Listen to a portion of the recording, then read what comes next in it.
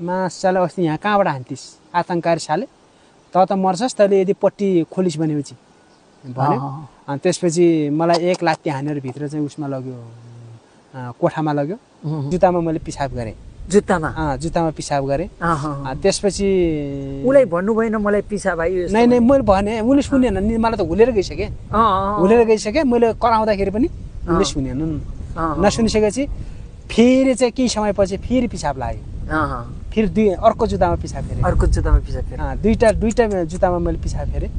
अनि तेस्रो पटक चाहिँ मैले पिसाब फेर्न आउँदाखेरि बल्ल चाहिँ तपाईँको सहायक मेजर आयो। सहायक मेजरलाई मैले के भने कसरी थाहा पाउनु भयो सहायक मेजर भनेर तपाईँले? उसलाई मलाई बयान लिन आयो। मलाई त्यो सहायक मेजरले बयान लिन आएर मैले के भने सर म त पिसाब गर्ने ठाउँ नभएर मैले चाहिँ जुत्तामा पिसाब गरेको छु, मलाई फेरि पिसाब गर्न मन लाग्यो सर भने मैले। अनि भनिसकेपछि पट्टी किन बाँधेको यसलाई अनि लैजाऊ भनेर दुईवटा हातले चाहिँ जुत्ता समाएर अनि म टोयलेटमा पिसाब पनि खनाइ लगेँ। अनि तपाईँको त्यसमा चाहिँ फेरि पिसाब गरेँ। अनि त्यस्तै जुत्ता लगाएँ मैले के सोचेको थिएँ भने अब मलाई मार्छ अब भनेको थिएँ मैले। लगिसकेपछि तपाईँको सहायक गेटमा चाहिँ मलाई आँखा हेरारी लग्यो। त्यहाँदेखि चाहिँ तपाईँको मेन गेटमा जाँदाखेरि पट्टी बाँधेरै लग्यो। हामी चाहिँ पिपुल्स आर्मी हो, अब यहाँबाट कहीँ पनि जान पाउँदैनस् भनेर मलाई भनेको थियो भन्यो। त्यसपछि चाहिँ आर्मी बोलाएर मलाई लग्यो। आर्मी बोलाएर चाहिँ मेरो बुढीलाई त्यहीँ छोडिदियो, मेरो बच्चा पनि थियो। अनि मलाई लग्यो। मैले के सोचेको थिएँ भने अब मलाई मार्छ अब भनेको थिएँ मैले। लगिसकेपछि तपाईँको सहायक गेटमा चाहिँ मलाई आँखा हेरारी लग्यो। त्यहाँदेखि चाहिँ तपाईँको मेन गेटमा जाँदाखेरि पट्टी बाँधेरै लग्यो। पट्टी बाँधेर लग्यो। सहायक गेटसम्म तपाईँले हेरिरहेको छु। अनि तैँले कहाँबाट हानिस् के गरिस् भनिरहेको थियो। त्यसपछि अब त्यहाँसम्म त मैले सुधार्न सक्ने कुरा थिएन। म त सबै गडबड कुरा भयो नि त उसको दृष्टिकोणबाट। त्यहाँदेखि चाहिँ म भित्र गइसकेपछि मासाले अस्ति यहाँ कहाँबाट हान्थिस् आतङ्ककारी साले त मर्छस् तैँले यदि पट्टी खोलिस् भनेपछि भन्यो। अनि त्यसपछि मलाई एक लात्ती हानेर भित्र चाहिँ उसमा लग्यो कोठामा लग्यो। कोठामा लगिसकेपछि मलाई चाहिँ पुसमाघको बेलामा थियो। त्यो बेलामा चाहिँ तपाईँको त्यो कोठादेखि मलाई हुलेको साइडतिर पुरै चाहिँ गैटी बेल्चाहरू चाहिँ खनिराखेको थियो। मलाई तर्सित मानिस अब म त बाँच्ने त आस्था छैन अब त। किन चाहिँ त्यो घटना नघटे भए पो म चाहिँ बाँच्छु होला भन्ने थियो। अब त्यहाँ तत्काल 1-2 दिन अघि चाहिँ त्यत्रो मान्छेहरू त्यहाँ चाहिँ आर्मी मरेको छ हेर्नुहोस्, अब पुलिसहरू मरेको छ। त्यत्रो अब बाँच्ने सक्ने आस्था छैन मलाई। अब मैले के भने अब मैले भित्रै म के खेलाइरहेँ भने अब मैले चाहिँ त्यहाँ त ढाँटिसकेँ, म त गडबड गरेँ। अब मैले चाहिँ ढाँट्नु हुँदैन, म तथ्य बोल्नुपर्छ भने मैले के भन्नु पर्ला भनेर भन्यो भने मैले मिसनमा जति कुराहरू गरेको थिएँ सर मैले ढाँटे हुँ, तर म माओवादी हुँ। तर मैले माओवादी काम चाहिँ मैले छोडेर म चाहिँ अब मैले चाहिँ तपाईँको मैले छोडिसकेँ भन्नु पर्ला, किन त्यहाँ त ढाँटिसकेँ नि मैले। अब भन्नु पर्ला भनेर मैले त्यो होइन तपाईँ आफ्नो बचाउको लागि त्यो आवश्यकता थियो कुरा गर्नुभयो। तपाईँले के गरेर राख्यो त्यहाँ? नाङ्गै कपडासँग मात्र राख्यो? मलाई चाहिँ जस्तो कपडा लगाएको थियो त्यस्तैमा लग्यो, तर मलाई पट्टी बाँध्यो।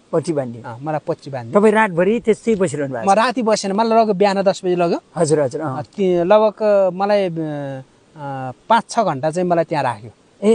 5-6 घन्टा राखिसकेपछि त्यो मैले के गरेँ भने चाहिँ मैले यस्तै खोलेर हेर्दाखेरि चाहिँ तपाईँको मिसन हस्पिटल देखिन्थ्यो। अनि त्यसपछि मैले के गरेँ भने चाहिँ अब त्यहाँ वरपर चाहिँ हेर्दाखेरि चाहिँ मलाई पिसाब लाग्यो। पिसाब लागिसकेपछि मैले चाहिँ त्यहाँ गएर मैले बोतलमा जर्किन त राखेको थिएँ त्यहाँ। त्यसमा मैले पिसाब गरौँ भने त मलाई फेरि कुट्ने भयो, मार्ने भयो होइन। त्यो भएको कारणले गर्दाखेरि मैले चाहिँ बोतलमा पिसाब गर्नुभन्दा मेरो जुत्तामा पिसाब गरेँ भने मलाई भन्न सजिलो हुन्छ भनेर मैले जुत्तामा मैले पिसाब गरेँ। जुत्तामा पिसाब गरेँ। त्यसपछि उसलाई भन्नु भएन मलाई पिसाब आयो? नै मैले भने उसले सुनेन नि, मलाई त हुलेर गइसकेँ। मैले कराउँदाखेरि पनि उसले सुनेन। नसुनिसकेपछि फेरि चाहिँ केही समयपछि फेरि पिसाब लाग्यो। फेरि अर्को जुत्तामा पिसाब फेरेँ। दुईटा जुत्तामा मैले पिसाब फेरेँ। अनि तेस्रो पटक चाहिँ मैले पिसाब फेर्न आउँदाखेरि बल्ल चाहिँ तपाईँको सहायक मेजर आयो। सहायक मेजरलाई मैले के भने कसरी थाहा पाउनु भयो सहायक मेजर भनेर तपाईँले? उसलाई मलाई बयान लिन आयो, मलाई बयान लिन आयो, मलाई त्यो सहायक मेजरले बयान लिन आएर मैले के भने सर म त पिसाब गर्ने ठाउँ नभएर मैले चाहिँ जुत्तामा पिसाब गरिरहेको छु, मलाई फेरि पिसाब गर्न मन लाग्यो सर भने मैले। अनि भनिसकेपछि पट्टी किन बाँधेको यसलाई अनि लैजाऊ भनेर 2वटा हातले चाहिँ जुत्ता समाएर अनि म टोयलेटमा पिसाब पनि खनाइलगेँ। अनि तपाईँको त्यसमा चाहिँ ऊ फेरि पिसाब गरेँ अनि त्यस्तै जुत्ता लगाएँ मैले, पिसाब सहितको जुत्ता लगाएँ मैले होइन। लगाइसकेपछि पछि चाहिँ तपाईँको के भयो भने तपाईँको सहायक मेजरले मलाई 2टा अप्सन दियो। फेरि त्यही कोठामा ल्यायो? त्यही कोठामा ल्यायो। 2टा अप्सन के दियो भने तैँले अब नराम्रो नराम्रो रिपोर्ट सुन्यो, के छ तेरो विचार, कि त चाहिँ मृत्यु रोज्नु पर्यो कि त आत्मसमर्पण गर्नु पर्यो भन्यो मलाई। अनि आत्मसमर्पण गर्ने मेरो मनमा के सोच्यो भने आत्मसमर्पण गर्ने हो भने म चाहिँ मेरो त अस्तित्व नै जाने भयो, म त रेडियो नेपालमा त बोल्नु पर्यो, फलाना पदको मान्छे, फलाना माओवादी, फलाना ठाउँमा आएर चाहिँ उसले आत्मसमर्पण गर्यो भन्नु पर्यो मैले। त्योभन्दा अगाडि मैले उसलाई के भने सर म त चाहिँ यहाँबाट म यही पाल्पाको जगदेवबाट म निस्केको सर, त्यो भएको कारणले गर्दा मैले आत्मसमर्पण कसरी गर्नुपर्छ सर, म त चाहिँ निस्किसकेको मान्छे, अब म चाहिँ बरु आउनुहोस् रोल्पातिर आउनुहोस्, हाम्रो गाउँघरतिर आउनुहोस्, क्याम्प राख्नुहोस्, यदि तपाईँ राख्नु भने हामीले सहयोग गरेनौँ भने एउटा कुरा रह्यो, नत्र भने चाहिँ अब हामीले हाम्रो त माओवादी आउँछन् रोल्पातिर त भन्ने कुरा मैले गरेँ। गरिसकेपछि सायद लाग्छ मलाई लगभग कालले जोगायो भन्नुहोस् न एक हिसाबले, किनभने त्यो कुरा त्यस्तै मासाले अस्ति यति हाम्रो साथीहरू मरेको त मर्यान यसलाई मार्दै के भयो भनेर मलाई चाहिँ घरबाट लगेर सिधै चाहिँ गोली ठोक्यायो भने म मर्थेँ नि त होइन। किनभने चाहिँ तपाईँको उसले चाहिँ सहायक लागेको छ त्यहाँको मेजर, सहायक मेजर पनि राम्रै रहेछ भन्ने लाग्यो मलाई, किनभने उसले चाहिँ त्यो तपाईँले त्योभन्दा अरू नीति सोध्न चाहेन, उसले सोधेन, मलाई त्यही भन्यो तेरो रिपोर्ट चाहिँ रोल्पाबाट बुझ्छौँ हामी, तैँले अहिले हाम्रो माओवादी छोरीले भने खास अब तैँले अब सबै कुरा बुझ्छौँ भन्यो।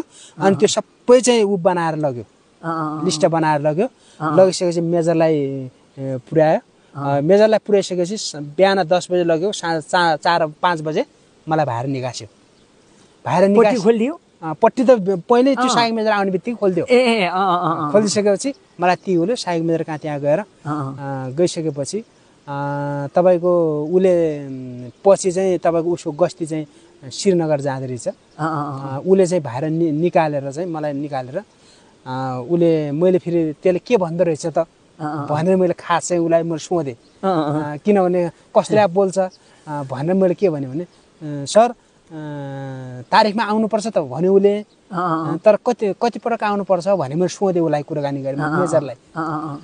उसले मलाई के क्वेसन गर्यो भने तैँले औषधि कति पटक खान्छस् दिनमा भन्यो, अनि 3 पटक खानुपर्छ सर भने।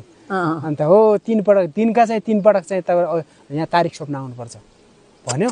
अनि भनिसकेपछि मलाई चाहिँ तपाईँको त्यो गस्ती जाने गाडीले अगाडि राख्यो। मैले के सोचेँ भने अब लव यहीँ सिद्धिहाल्छन् गस्ती गएको बेला, तपाईँले दुख भयो, मलाई चाहिँ अब लव त्यही गस्ती गएको बेलै मलाई मार्छन् भन्ने भयो। अनि उसले के गर्यो भने चाहिँ आर्मीको ड्राइभरले पनि मलाई के भन्यो भने हेर्नुहोस् अब हामी नेपाली हामी सेना छौँ, मेरो भाइ पनि ऊ त पूर्व पश्चिमको रहेछ, कालीकोट कतातिरको रहेछ त्यो ड्राइभर पनि।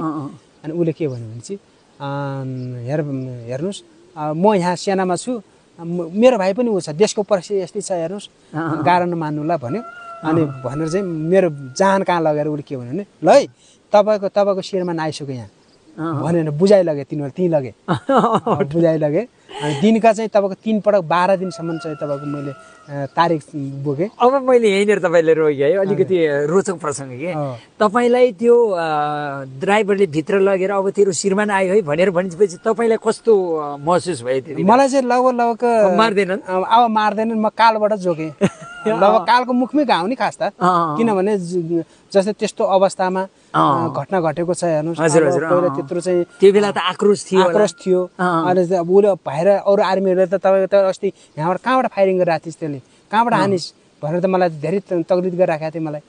त्यहाँबाट मैले के भने चाहिँ म त थिएन हजुर, म त भान्सेको रूपले काम गरेँ उहिले पनि भनिदिएँ मैले। भनिसकेपछि उसले चाहिँ अब सहायक मेजरले नि त्यो रिपोर्ट लिइसकेपछि अब खासमा चाहिँ तपाईँको माओवादी आन्दोलनमा लाग्यो।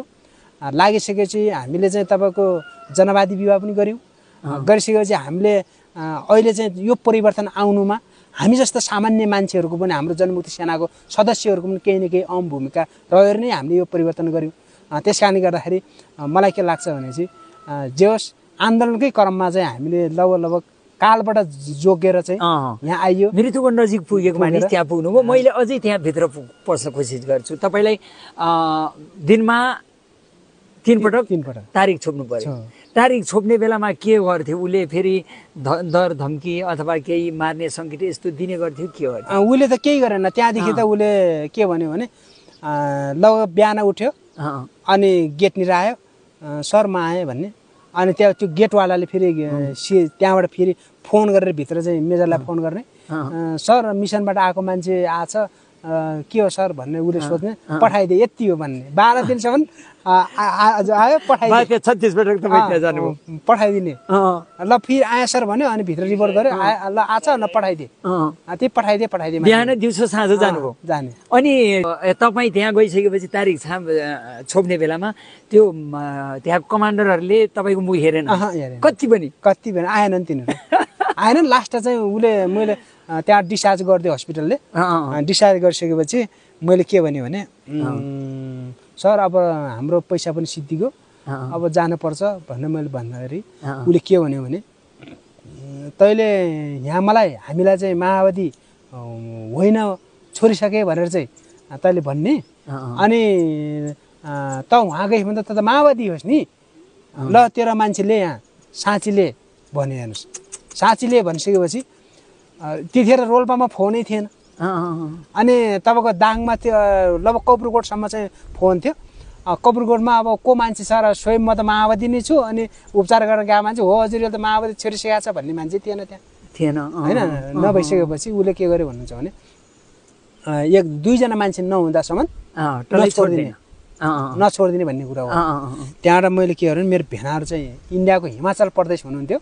हिमाचल प्रदेशमै मैले फोन गरेर उहाँबाटै आउनुभयो।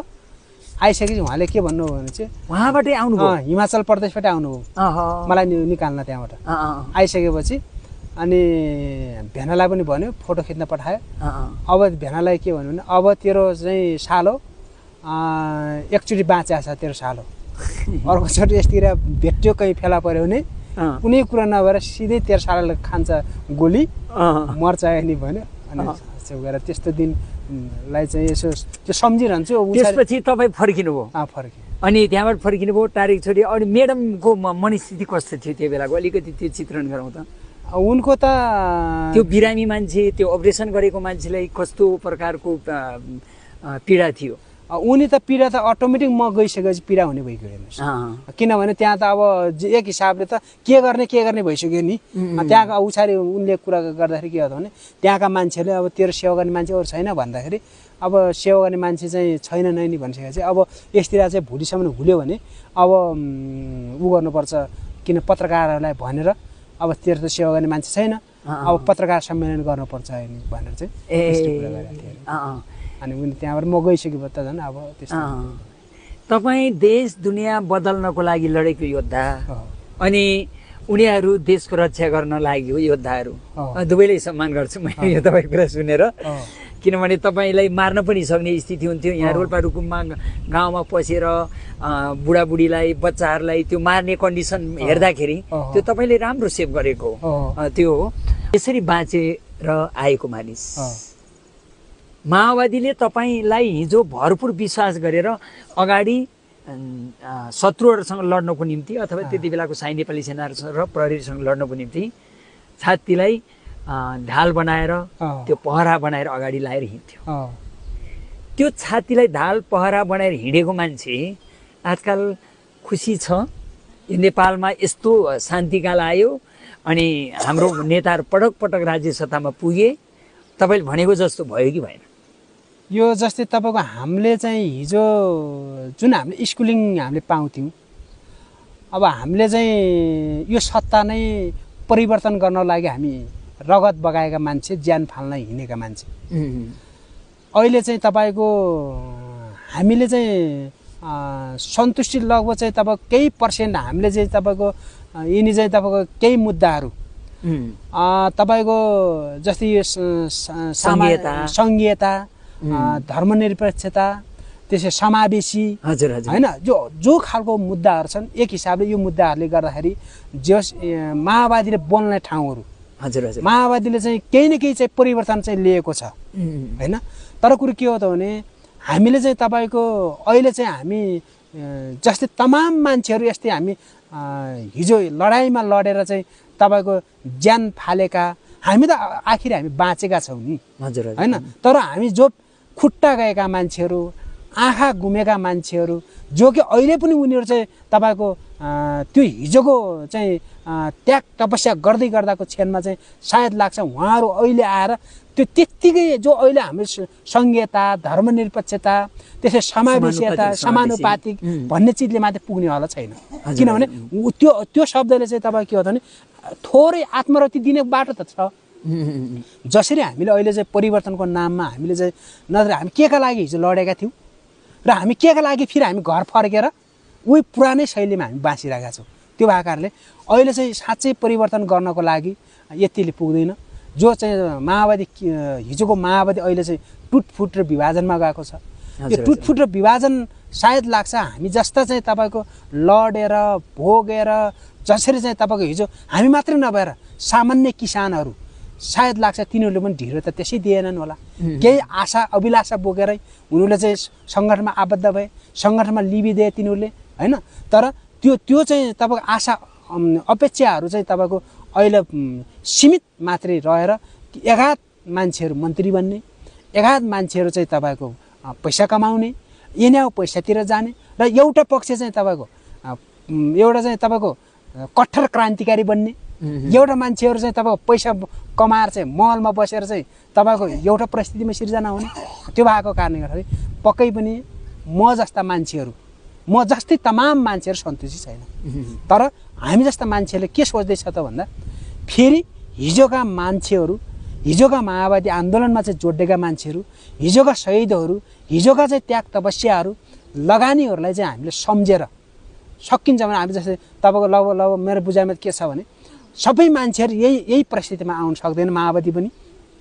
तर फेरि पनि हिजोको चाहिँ तपाईँको कुराहरूलाई हिजोको चाहिँ त्याग तपस्या बलिदानहरूलाई सम्झेर फेरि हामीले गर्न खोजेको काम के हो हामीले गर्न खोजेको बाँकी काम के हो भनेर जसरी चाहिँ फुटेका छन् मोहन वैद्य विप्लव लगायतका मान्छेहरू प्रचण्डहरू बाबुरामहरू जति छन् एक ठाउँमा आएर चाहिँ जब चाहिँ पार्टी एकता गरेर देशको लागि फेरि विचारलाई फेरि चाहिँ तपाईँको शुद्धिकरण गरेर अगाडि नबढ्दासम्म न माओवादी केन्द्रको माओवादीको भलो छ न कुनै विप्लवको भलो छ न त कुनै चाहिँ तपाईँ हामी जस्ता मान्छेहरूको पनि भलो छैन। माओवादी सिद्धियो भने हाम्रो कुनै भ्यालु छैन। तर अहिलेसम्म के छ त भने हामीले लिएको हो नि त सङ्घीयता हामीले लिएको हो नि त समावेशी हाम्रो पनि त हात छ भन्ने ठाउँ छ भने त्यो कोल्याप्स नै भयो भने त्यो भन्ने ठाउँ हुँदैन। यसमा चाहिँ सबै एक ठाउँ भएर जानुपर्छ र अहिलेको परिस्थितिमा हामी चाहिँ सन्तुष्टि भएर बस्ने स्थिति छैन। हामी पनि त्यस्तै अवस्थामा छौँ। तपाईँ पूर्व जनमुक्ति सेना जनमुक्ति योद्धा अनि यो तपाईँको जीवनको अन्तर्कथाले धेरै मानिसहरूलाई यो देश परिवर्तनको निम्ति उहाँले दिनुभएको योगदान र उहाँ जस्ता मानिसहरूले दिएको योगदान सुन्न लायक छ बुझ्न लायक छ र त्यो समर्पणलाई हामीले सम्मान गर्न लायक छ सम्मान गर्नुपर्छ भन्ने भावना जागृत गर्छ होला भन्ने मलाई पूर्ण विश्वास छ। कुराकानी गरिदिनु भयो यहाँलाई धेरै धेरै धन्यवाद। हस् धन्यवाद।